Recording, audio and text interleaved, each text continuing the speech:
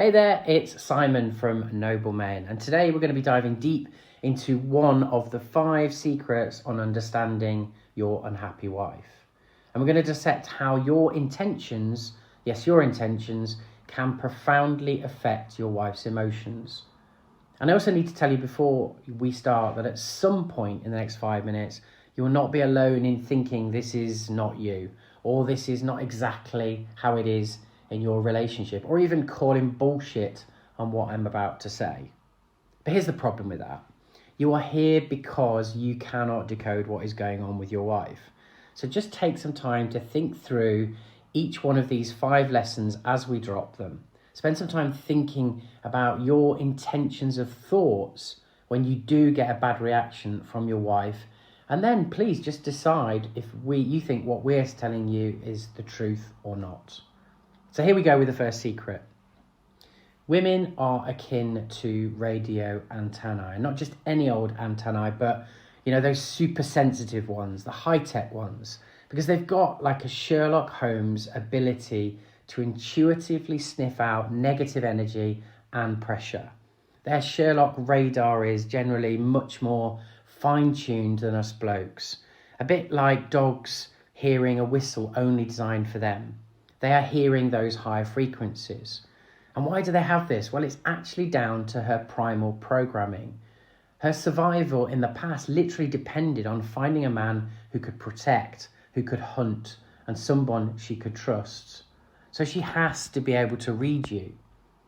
And what about us blokes? Well, we're more like a good old AM radio, straightforward and simple, no frills. We cannot collect the detail in the same way, the hidden messages or the emotional undercurrents.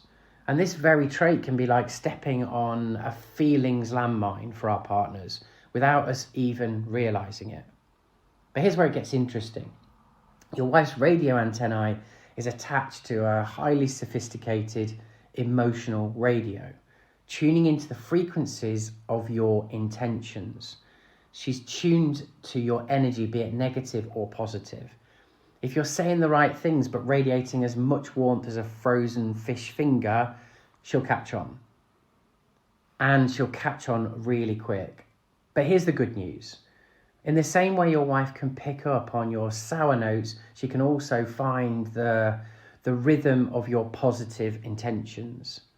So if you fill your airwaves with acceptance, love, respect, she will be much more relaxed, because genuine positivity even can make your conversations much more easy, and the results can be instant. Picture this, right? You're at a party and there's a chap who's had a few too many. We've all been there. We've even been there ourselves. He's loud, boisterous, and like a regular one-man circus. Everyone in the room can feel his energy. It's as subtle as a foghorn. But yet there's another guy, calm, cool, and collected.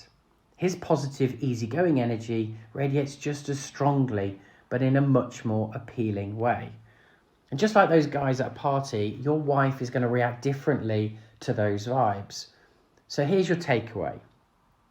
Your wife is tuned into your emotional radio station.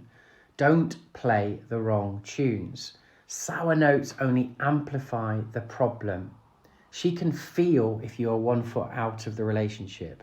She can feel your contempt, even if you're doing your best to disguise it. She feels you're upset. And she has also spent years, just like you, tuning into this to make you happy, just as you have with her.